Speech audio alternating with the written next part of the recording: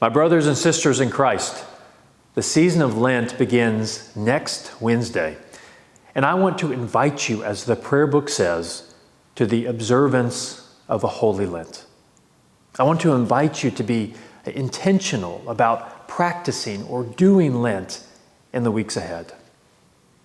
My hope is that you have received in the mail our Lenten devotional entitled Dare to Draw Near. I really like that phrase, dare to draw near, because it speaks to what we all want, and that is to be near to God. But the truth is, it takes courage to draw near, to be honest and vulnerable and open to God as we approach Him. We have to dare to do this. So that is what we want to do in Lent. We want to dare to draw near, trusting in God's mercy and love for us. Now, how do we do this? How do we draw near? Well, one of the central ways that we do this is through the act of confession. In this booklet, it's meant to help us engage together as a church family in a weekly practice of confession.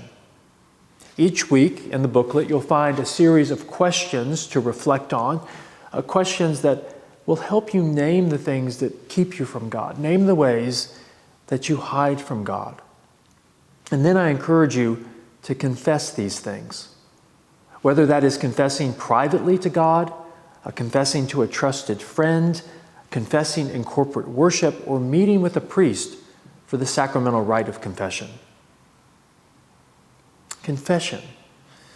It's important to remember that we do this not to condemn ourselves, but we do this because true confession, it brings us into a deeper relationship with God and into a deeper relationship with one another. In addition to the booklet, we will have a Sunday morning preaching series with the same title, Dare to Draw Near.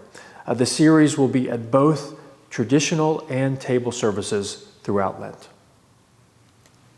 A few words about Ash Wednesday. Again, next Wednesday, the 17th.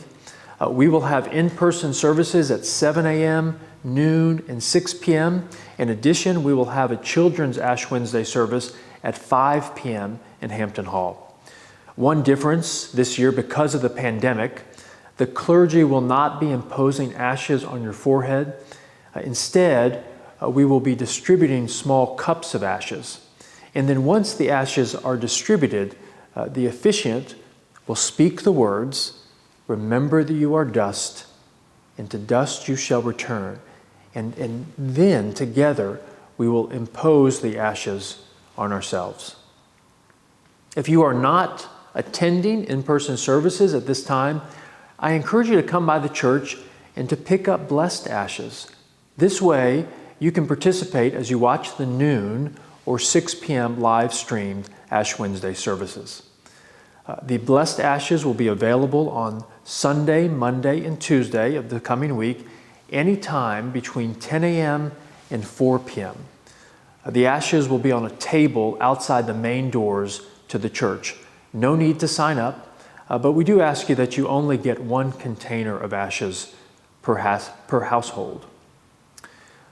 Now, a quick word about our weekday services. Every weekday during Lent, so Monday through Friday, there will be a short 10-minute online service entitled Hymns for the Lenten Journey. These are beautiful short services put together by our clergy and music team, and I encourage you to watch and participate. We will also have in-person noon Eucharist every Tuesday and Friday during Lent. Now let me end by saying that I know that this has been an extraordinary year, and many of us already feel stripped back and exhausted. And while Lent, while it rightly evokes this sense of discipline and sacrifice, please remember that the discipline and the stripping away, it all occurs so that we can have greater intimacy with God.